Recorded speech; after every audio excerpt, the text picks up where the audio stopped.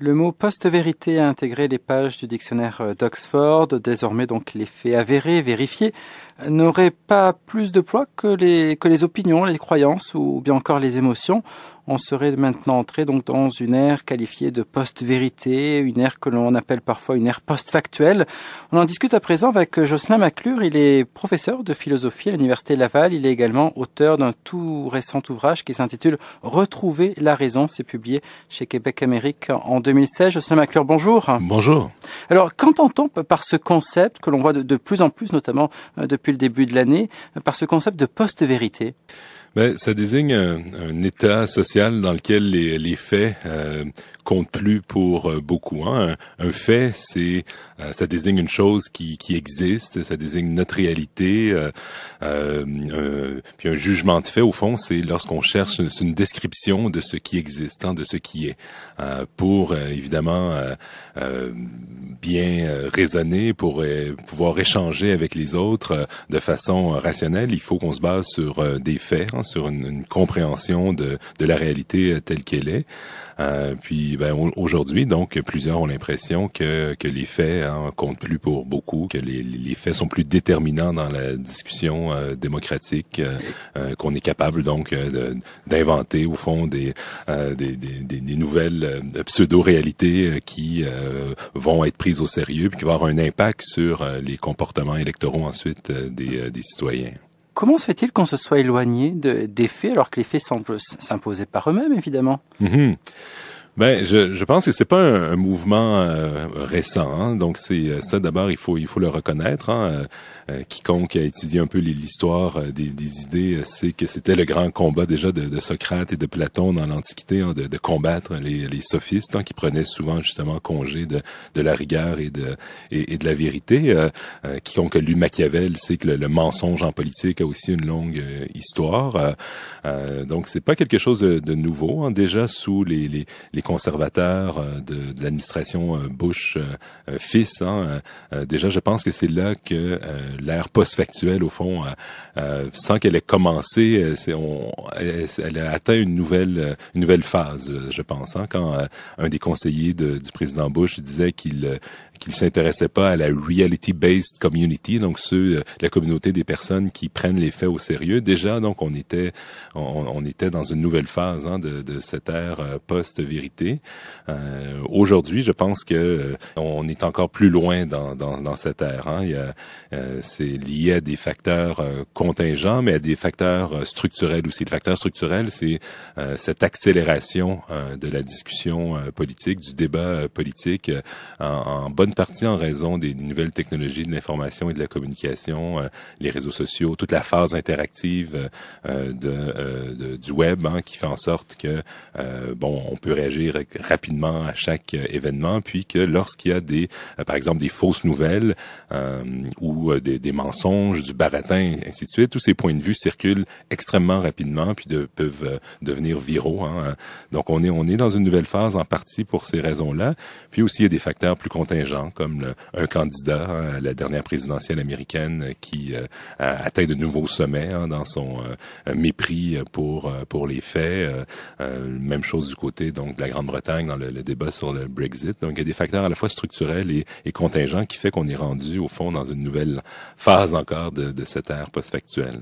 Ouais. Puisque vous parlez de la présidentielle américaine, Jocelyn McClure, on a entendu également récemment la conseillère de Donald Trump, Kellyanne Conway, qui a utilisé, elle, le terme de fait alternatif. Et là, ça fait penser carrément au roman de George Orwell, publié en 1948, et le fameux ouvrage 1984, où là, déjà, on parlait de ce fait alternatif comme étant un élément de langage de ce qu'on appelle dans ce roman la novlangue.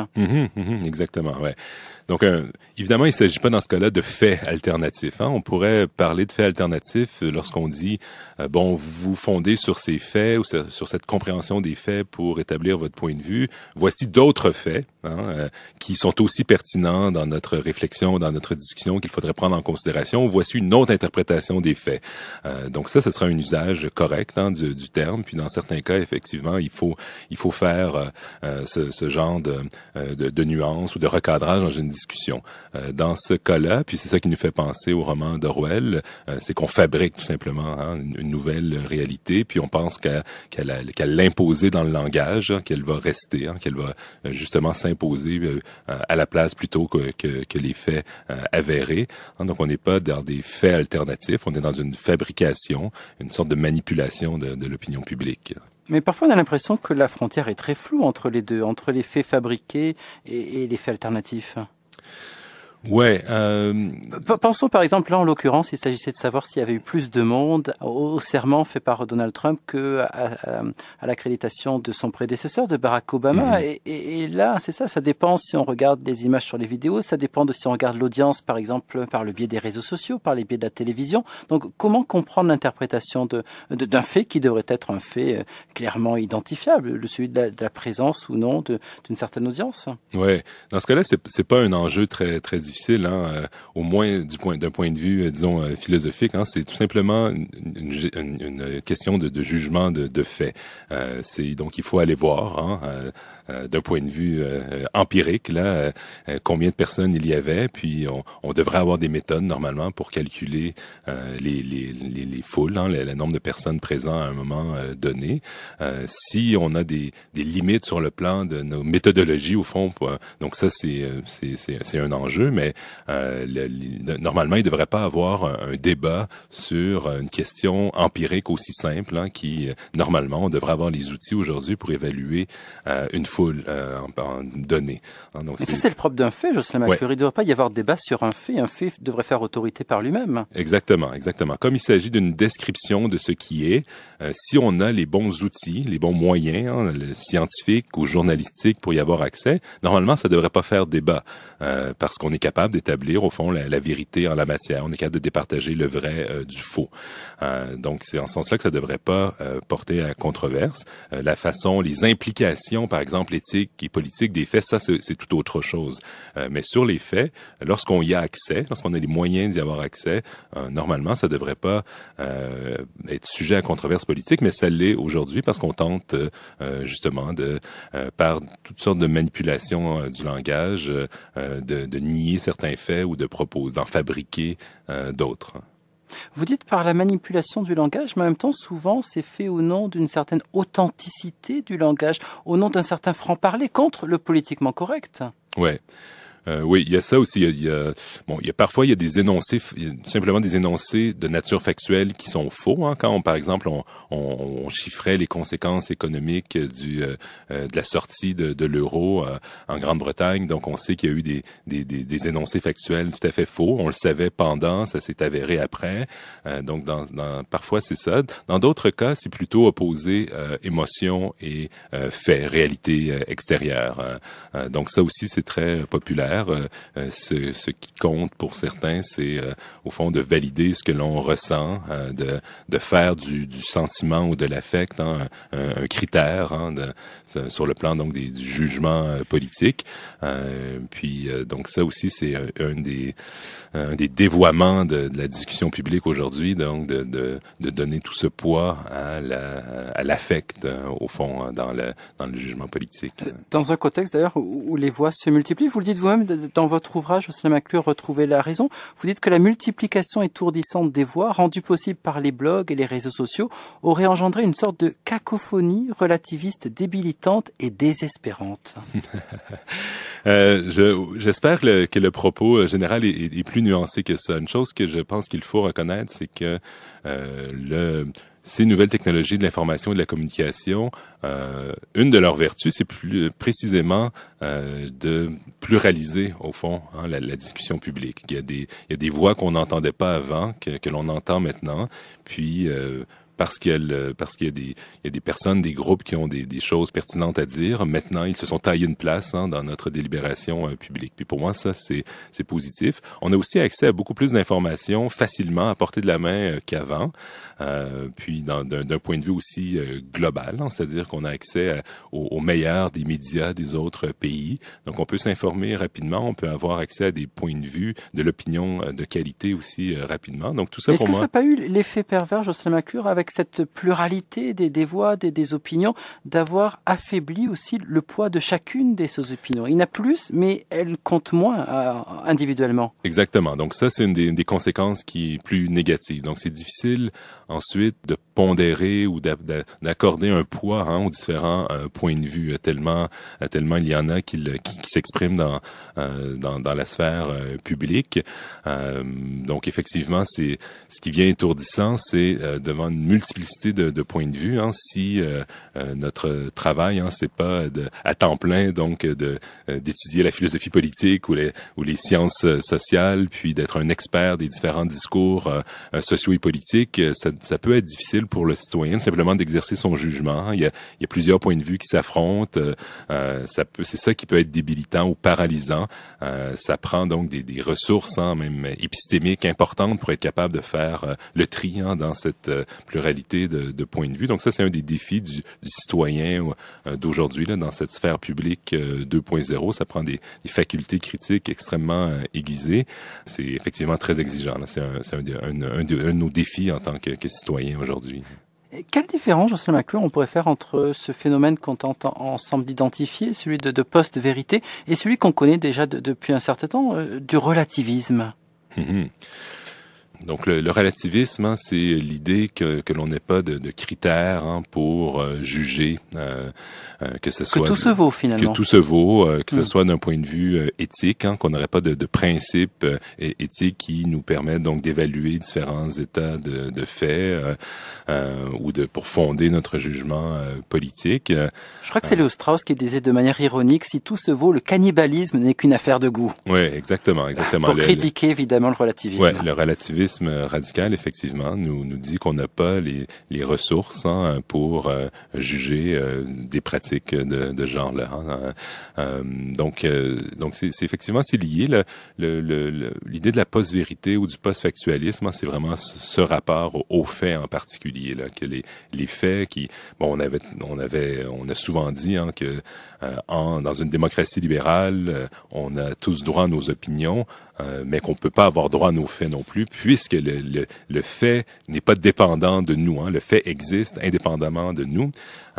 Maintenant, c'est ça qui semble plus vrai. On aurait droit à nos faits et droit, en plus d'avoir droit à nos opinions. Donc, effectivement, ça mène aussi au relativisme. Donc, c'est tout à fait lié, mais ça cible spécifiquement ce rapport aux faits, à ce qui existe. Comment ça s'est vécu ici au Canada, chez Jocelyn McClure, que vous avez beaucoup réfléchi, notamment à la façon dont au Canada on pense des notions comme le multiculturalisme, l'interculturalisme au Québec? Comment est-ce qu'on a envisagé justement le vivre ensemble ici par rapport au modèle américain? Je pense que la question de la diversité culturelle s'est posée évidemment dès le départ, dès la fondation même du pays. C'est pas pour rien que les universitaires québécois et canadiens se sont fait connaître à travers le monde sur le plan de la conceptualisation du vivre ensemble en contexte de diversité culturelle profonde, importante. Donc différents peuples qui doivent apprendre à vivre ensemble, l'expérience fédérale, des vagues d'immigration successives qui a mené donc éventuellement au multiculturalisme. Donc c'est profondément ancré au fond dans notre expérience. Puis disons que probablement qu'une des contributions originales puis influentes, ça a été de penser les différents modèles de pluralisme sur le plan d'aménagement de la diversité, que ce soit le multiculturalisme ou l'interculturalisme ou la reconnaissance toujours bien imparfaite, mais des droits des peuples autochtones, le fédéralisme qui donne un espace de manœuvre au Québec. C'est vraiment lié au contexte canadien. Est-ce que dans ce contexte canadien, on est plus prémuni contre justement ce relativisme ou l'ère post-factuelle ou post-vérité, ou est-ce que finalement aujourd'hui dans le monde occidental, on est tous soumis au même mouvement d'idées? Je pense que c'est un phénomène qui s'applique dans l'ensemble des régimes démocratiques aujourd'hui, qui subissent tous cette accélération de la temporalité politique, qui donc vivent avec les effets aussi à la fois de la mondialisation et des nouvelles technologies de l'information. Donc le Québec et le Canada sont pas immunisés. On l'a vu nous-mêmes. Il faut quand même le dire sur le plan du débat sur la laïcité et les accommodements raisonnables. Moi-même, j'ai participé à la commission Bouchard-Taylor, puis je pense que ça a été une bonne chose d'avoir cette commission, puis elle nous a permis de cheminer. Mais c'est un cheminement qui est extrêmement lent, puis il faut souvent reprendre les mêmes discussions, refaire les mêmes clarifications sur ce qu'est vraiment la laïcité, ce que peut faire, ce que ne peut pas faire la laïcité. La laïcité, ça va pas nous protéger contre la radicalisation de certaines mouvances au sein de la société. Des actes terroristes peuvent être posés dans des pays où les traditions de la laïcité est très très forte, très affirmée, comme dans d'autres pays où il y a d'autres modèles d'aménagement du rapport entre le religieux et le politique. Donc il faut reprendre souvent la même discussion. Qui donc progresse à un rythme très très lent, entre autres parce que certains ont aussi des intérêts stratégiques, politiques, partisans à entretenir certaines craintes.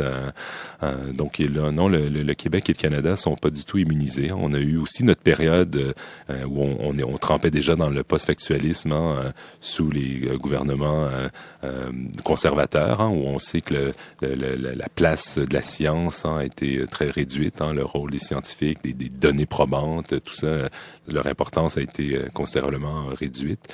Donc on n'est pas du tout immunisé contre ça.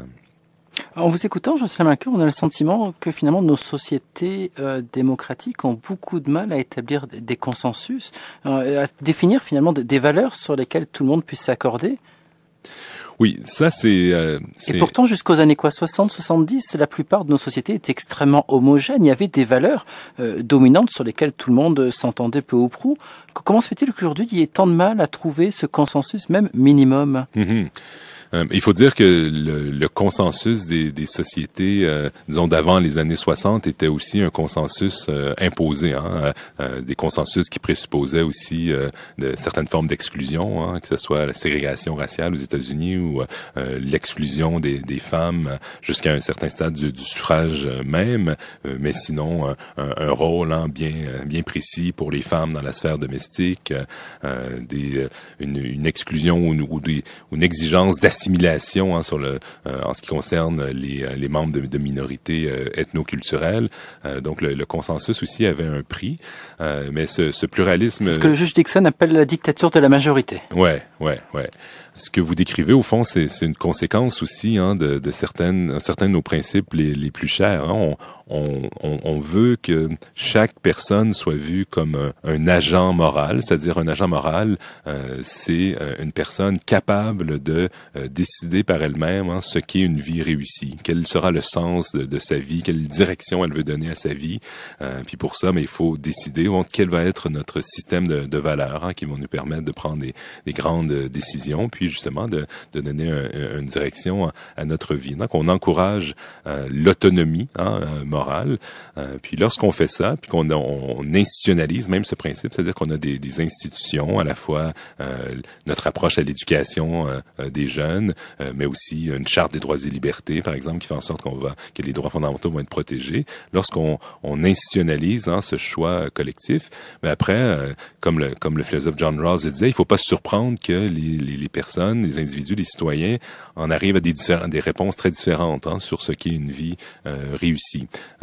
Puis ces différentes conceptions du bien, ces différents systèmes de valeurs, mais ça crée aussi du désaccord. Hein, ça crée des désaccords d'ordre éthico-politique que l'on doit ensuite gérer. Donc effectivement, ça fait partie maintenant, c'est une donnée structurante des démocraties libérales, de la modernité avancée, hein, de gérer ce pluralisme important. Mais l'espoir, c'est qu'on soit quand même capable de s'entendre, hein, sur une sorte d'éthique politique, peut-être assez minimale, mais qui est assez robuste quand même ou substantielle pour assurer le vivre ensemble, hein, pour assurer une certaine justice sociale, le respect des droits des uns et des autres, un principe d'équité, hein, qu'on puisse tous bénéficier de la vie en société, qu'on ait tous les moyens, hein, de pouvoir se réaliser, de réaliser notre conception du bien. Je pense qu'on faut pas perdre espoir qu'il y a un ensemble de principes qui peuvent quand même faire l'objet d'un certain consensus, même si on accepte que les individus vont avoir des conceptions de la vie bonne très variées.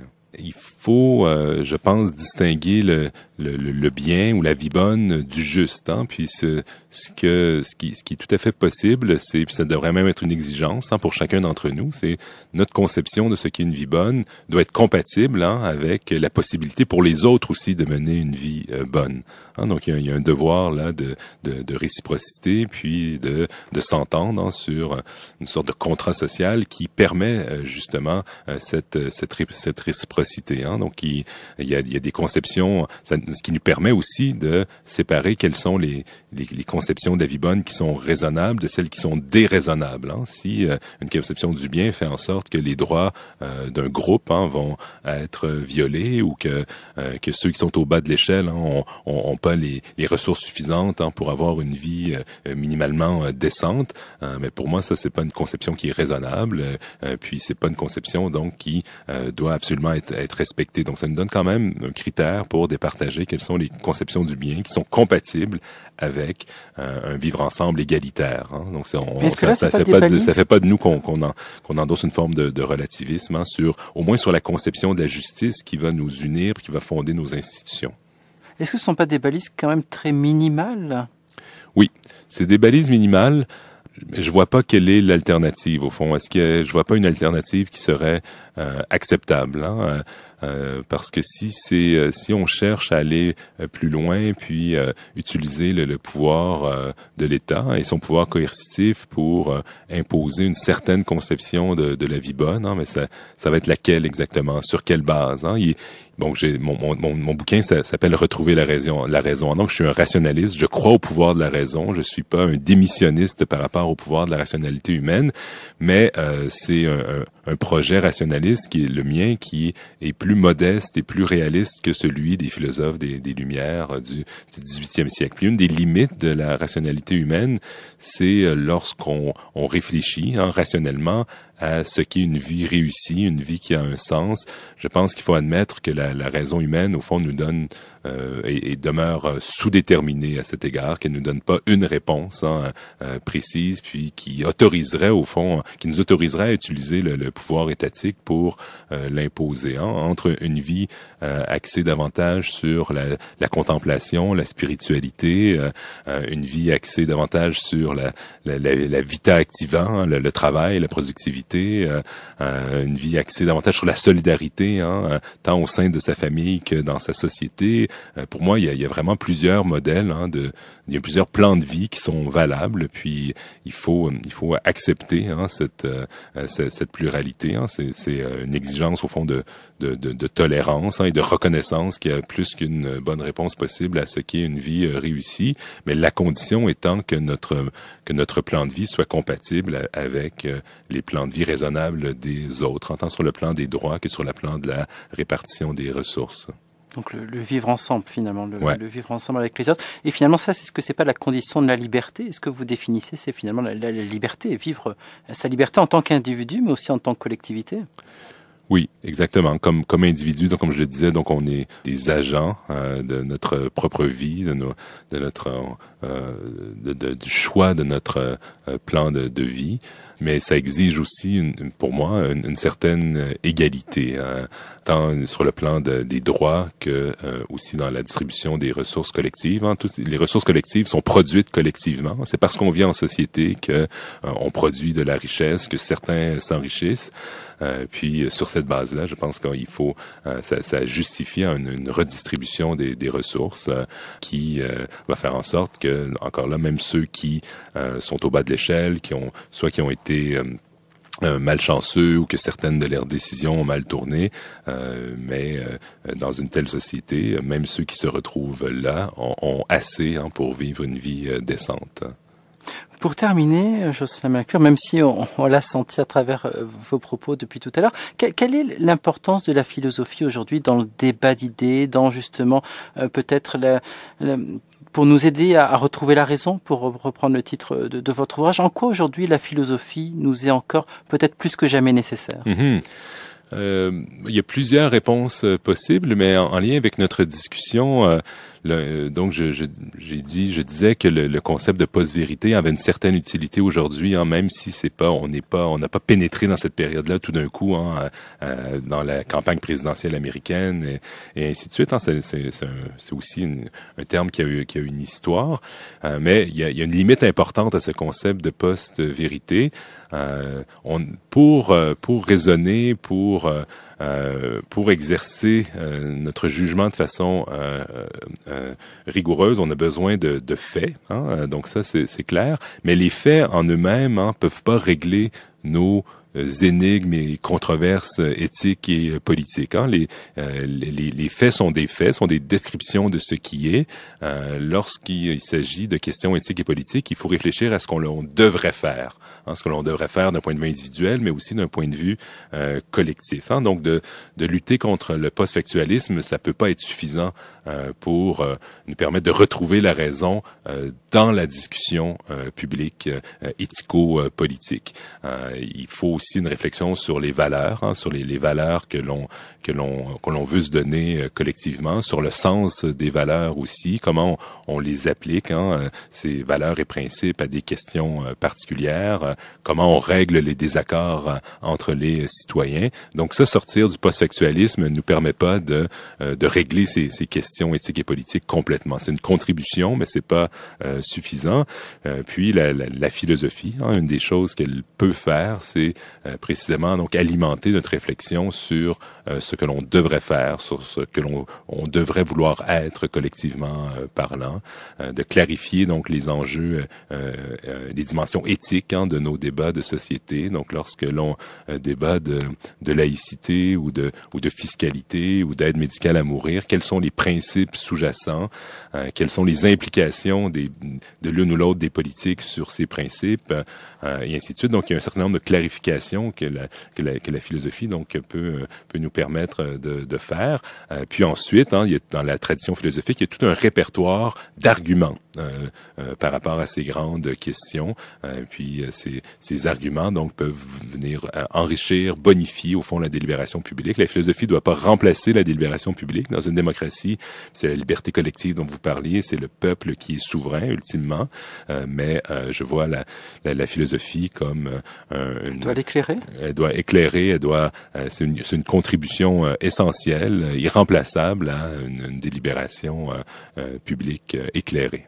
Elle doit nous permettre en tout cas de retrouver la raison. C'est le titre de cet ouvrage publié en 2016 chez Québec Amérique. Jocelyn Malcure, merci beaucoup de nous avoir parlé ce matin de l'importance de la philosophie.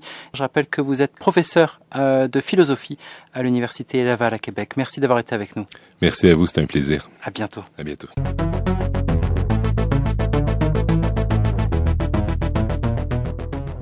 Alors, on vient d'évoquer la campagne présidentielle américaine, une campagne marquée, on le sait jusqu'ici, par les dérapages, les outrances verbales, parfois les contre-vérités que véhicule allègrement le candidat républicain Donald Trump dans ses interventions publiques. Et on peut se surprendre du fait que ça ne semble pas lui porter un grand préjudice jusqu'ici auprès de l'électorat américain, puisqu'il demeure malgré tout dans la course et même bien en selle. Des mensonges, des mythes, des affirmations non fondées, on en retrouve évidemment en très grand nombre dans le débat politique, non seulement aux États-Unis, mais aussi en Europe. On l'a vu d'ailleurs durant la campagne du Brexit il y a quelques semaines de cela, et aussi chez nous au Canada. Alors, ce qui fait dire à certains observateurs, comme Catherine Viner, par exemple, qui est rédactrice en chef du Guardian en Angleterre, ou encore mon collègue Antoine Robitaille du Devoir, qu'on serait passé à l'ère du post-factualisme. C'est-à-dire à une époque où, dans l'univers médiatique, dans la discussion démocratique, la vérité, les faits avérés sont de moins en moins valorisés et deviennent même secondaires. Et pour justement réfléchir à ce phénomène-là, j'accueille en studio Jocelyn McClure, qui est professeur au département de philosophie de l'Université Laval et auteur notamment d'un ouvrage qui paraîtra en septembre et qui s'intitule « Retrouver la raison, essai de philosophie publique », publié chez Québec Amérique. Monsieur McClure, bonjour. Bonjour. Monsieur McClure, est-ce que vous pensez effectivement qu'on est passé collectivement à l'ère du post-factualisme? Ouais, je pense que cette thèse-là capture un aspect important de notre réalité aujourd'hui, clairement quelque chose qui a changé dans notre univers mental et dans notre discussion publique aussi. Je pense que l'adage qui était largement accepté auparavant, disant que chacun a droit à ses opinions, étant donné la liberté de penser, la liberté d'expression, mais personne n'a droit à ses faits. Je pense que cet adage-là n'est plus largement respecté aujourd'hui. Et pourtant, c'est une condition essentielle à toute discussion ou réflexion rationnelle. Un fait, qu'est-ce que c'est de façon la plus simple? C'est un jugement de fait, c'est une description d'une partie du monde tel qu'il est. Donc c'est un état de fait, c'est le monde tel qu'il est, indépendamment de nos opinions, de nos attitudes, de nos valeurs et ainsi de suite. C'est comment le monde est indépendamment de nous. Si on respecte pas ces faits, ces réalités, c'est impossible d'avoir une discussion rationnelle. Puis il est vrai, me semble-t-il, que dans la discussion publique aujourd'hui, dans la plupart des démocraties du moins occidentales, les frontières de ce qui est accepté ont changé. Puis effectivement, les discours qu'on aurait jugés vraiment outranciers avant, aujourd'hui, font partie de la discussion publique. Et on en a eu quelques beaux exemples tout récemment. Je pense à Monsieur Trump, justement, auquel je faisais allusion un petit peu avant, qui balance toutes sortes de vérités qui n'en sont pas du tout, sur le chômage, par exemple, à 40 et quelques %. Durant son discours d'acceptation, justement, de sa nomination à la Convention républicaine, parlant de la hausse de la criminalité aux États-Unis continue, alors que, dans les faits, c'est tout à fait le contraire. D'ailleurs, il y avait une analyse qui montrait que, dans l'ensemble de son discours, il y avait quelque chose comme il y avait une analyse, 78% de fausseté. C'est quand même incroyable. Est-ce qu'il y en aurait davantage qu'avant, là, à ce moment-là, ou quoi? C'est du moins l'impression que l'on a. Je pense qu'il s'est passé quelque chose. Si on pense, moi je suis pas un conservateur, mais les formes de conservatisme défendues par les Thatcher ou Reagan ou Bush père, par exemple, me semblaient quand même plus rationnelles que le néoconservatisme qui est né avec l'administration de Bush fils, entre autres. On a l'impression que depuis ce temps-là, il y a eu une mutation progressive dans le discours public qui fait en sorte qu'effectivement on peut s'en tirer, même en colportant donc des vérités, en baratinant et ainsi de suite.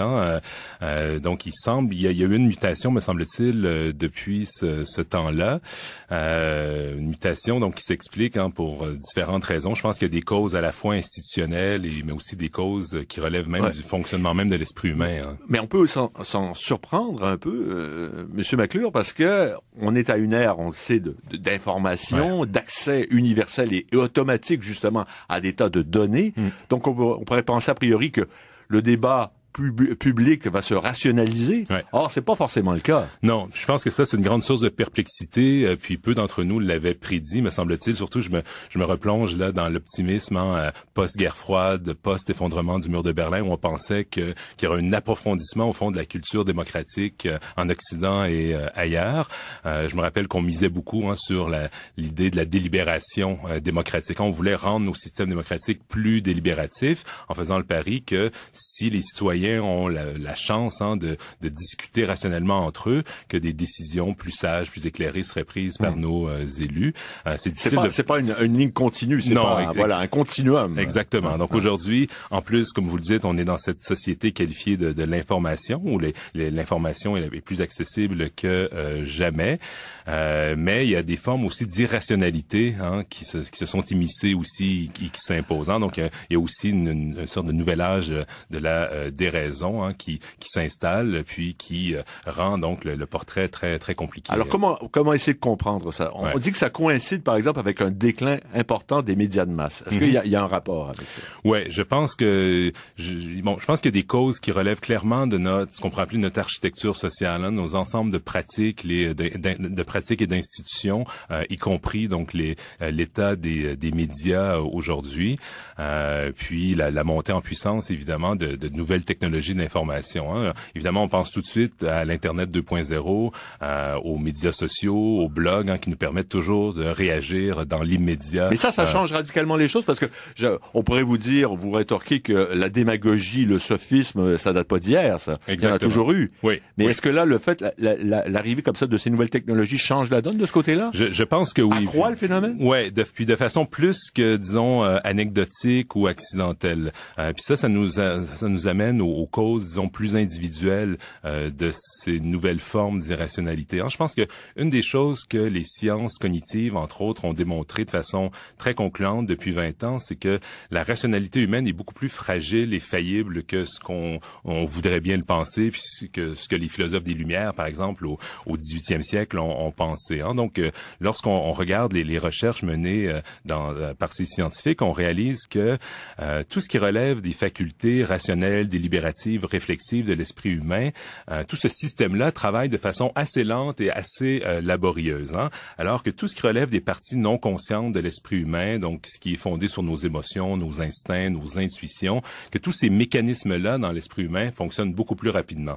Si bien que, donnant un peu raison au philosophe David Hume, la raison est souvent l'esclave des passions. Donc, d'abord, on forme une opinion, un point de vue sur la base d'émotions ou d'intuitions, d'affects, puis on utilise la raison dans un deuxième temps pour rationaliser des préjugés. En fait, souvent, c'est des préjugés, exactement, des impressions, des intuitions, des partis pris qu'on avait déjà, puis on trouve une rationalisation, puis on utilise nos facultés rationnelles de cette façon-là pour rationaliser une position à laquelle on est arrivé d'une façon non rationnelle. Et tu sais que sur Internet, justement, avec les médias sociaux, on peut trouver des tas de faits, des tas d'arguments qui vont venir rationaliser ou argumenter les positions les plus loufoques. Exactement. Donc, l'Internet 2.0 a créé une pluralisation puis une fragmentation très importante de notre espace cognitif. Donc, effectivement, on trouve de tout. Quelqu'un qui est en proie, par exemple, à la radicalisation djihadiste, va trouver des messages facilement sur l'Internet. Mais la même chose pour quelqu'un qui a des préjugés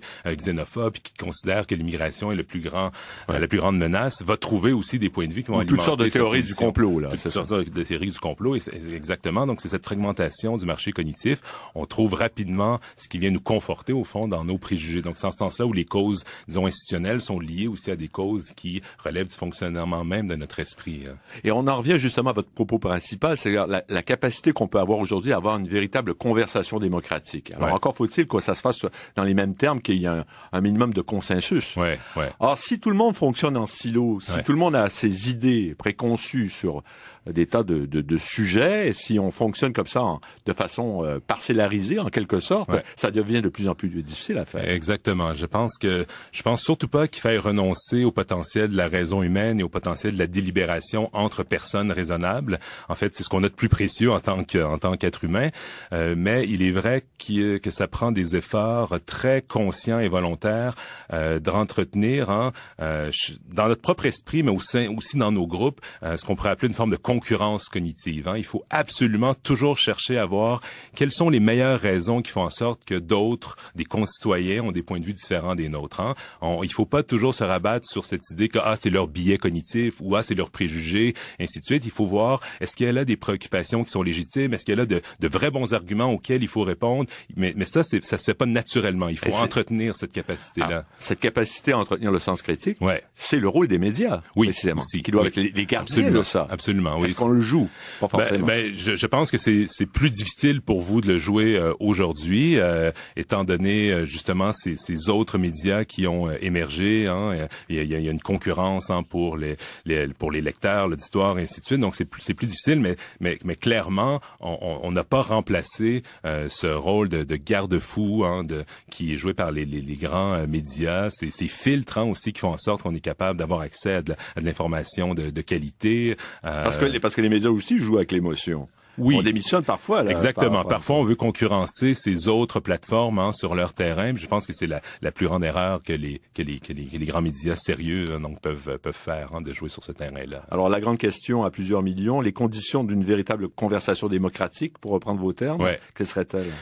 Donc, il y a des conditions individuelles, entretenir la concurrence cognitive, tenter il faut donner une part de légitimité à ceux qui pensent, qui ont des opinions différentes des nôtres, mais collectivement aussi toutes les institutions et toutes les pratiques qui peuvent servir à ralentir le temps politique, à ralentir le rythme de la discussion démocratique me semble nécessaire aujourd'hui, que ce soit chez les médias, que ce soit de la façon qu'on conçoit nos institutions représentatives. Il faut qu'on ralentisse la cadence, qu'on se donne le temps de penser individuellement et ensemble. Ça me semble absolument crucial aujourd'hui. C'est comme le fast-food par rapport au slow food, quoi. Exactement. Ouais. Autant de conditions pour retrouver la raison. Ouais, exact. Merci beaucoup, M. McClure. Merci à vous. Notre invité aujourd'hui, Jocelyn McClure, philosophe et auteur de Retrouver la raison, essai de philosophie publique, publié bientôt au mois de septembre d'ailleurs, chez Québec Amérique. Merci encore. Merci.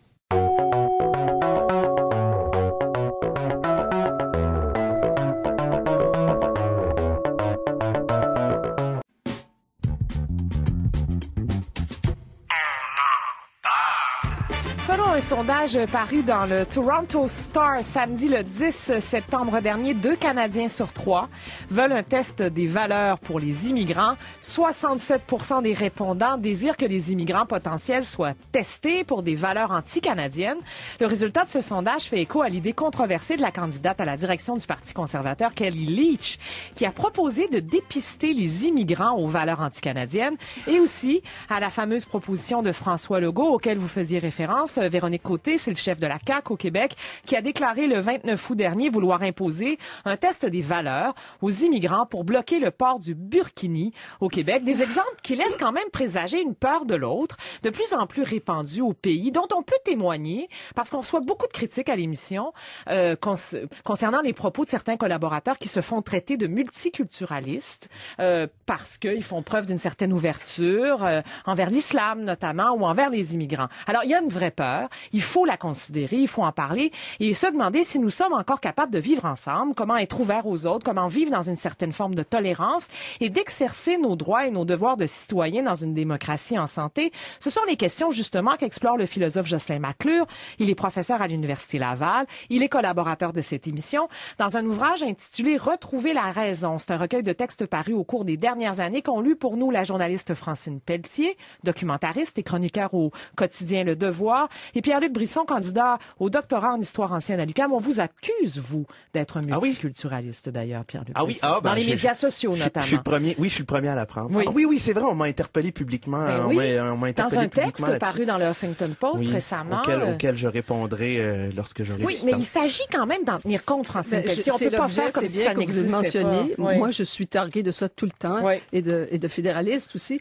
Oui, ça, on m'en accuse aussi. Oui, absolument. C'est l'objet de ma chronique demain, où je cite abondamment Jocelyn McClure d'ailleurs, parce que je trouve qu'il y a une véritable hantise au Québec du multiculturalisme. C'est sorti tout droit du cœur de Satan, en l'occurrence Pierre Elliott Trudeau, et on comprend pas d'abord que ça vient avant, ça vient de la commission d'enquête sur le bilinguisme et le biculturalisme avant Trudeau, et que c'est Brian Mulroney qui a passé une loi sur le multiculturalisme, et surtout que nous pratiquons ici aussi exactement la même chose. On se targue d'interculturalisme, Oui. mais comme le dit Jocelyn dans son livre, c'est une théorie. Nous avons en fait les mêmes normes par rapport aux immigrants.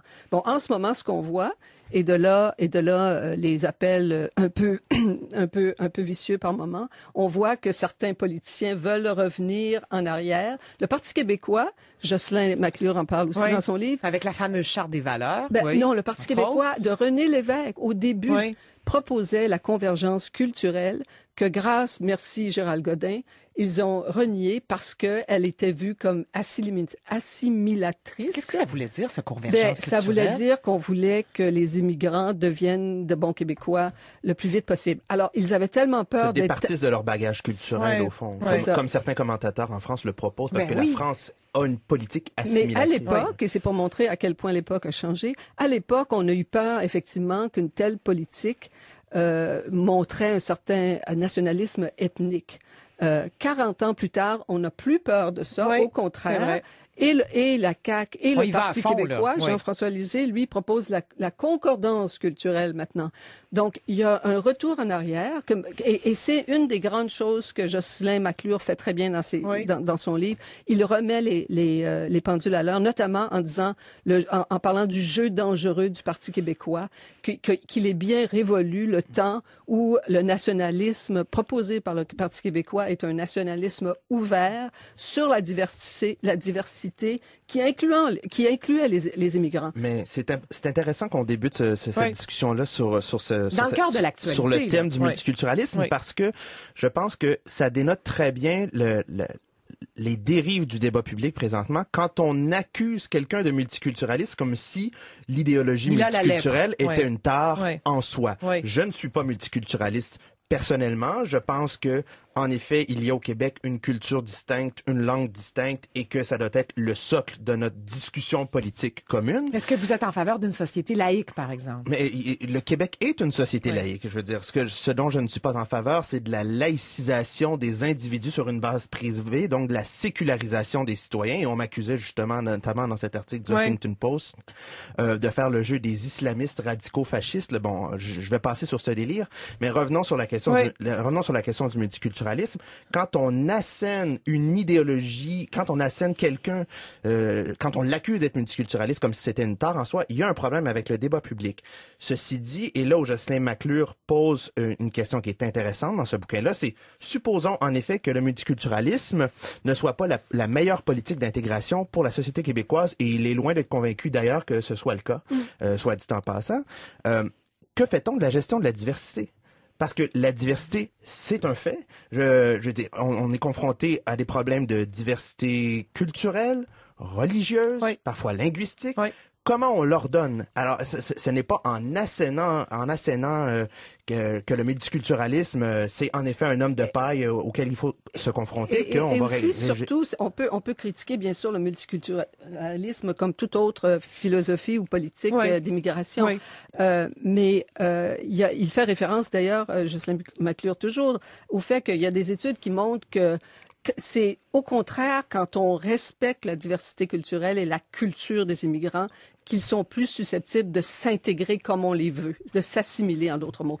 Plus on essaie de les neutraliser, plus le réflexe, c'est de le sortir le hijab, de le sortir le burkini. Donc, c'est un pensez-y-bien, mais il faut surtout, et là, j'invoque l'esprit de notre gentleman philosophe, parce que pour moi, c'est comme ça que vous l'avez baptisé, gentleman philosophe, Jocelyn McClure. C'est vraiment... Ça nous va bien. Si j'avais à trouver un titre pour son livre, je pense que je l'intitulerais plutôt l'éloge du juste milieu, parce que c'est vraiment l'homme. Il en veut à la radicalité ou à la radicalisation de certaines idées. Dans une posture conciliatrice. Oui, voilà. Mais il n'y a pas tort. Il y a une certaine polarisation des débats. On s'écoute plus aujourd'hui. On s'accuse mutuellement. Puis il n'y a pas vraiment de dialogue. Là. Je suis pas sûre que je suis entièrement d'accord avec ça. C'est-à-dire que je suis d'accord qu'il y a des dérapages, notamment dans les réseaux sociaux, des dérapages notamment sexistes et violents. On fait facilement les coins ronds parce qu'on n'a pas le temps de tout expliquer ou parce que on s'en fout.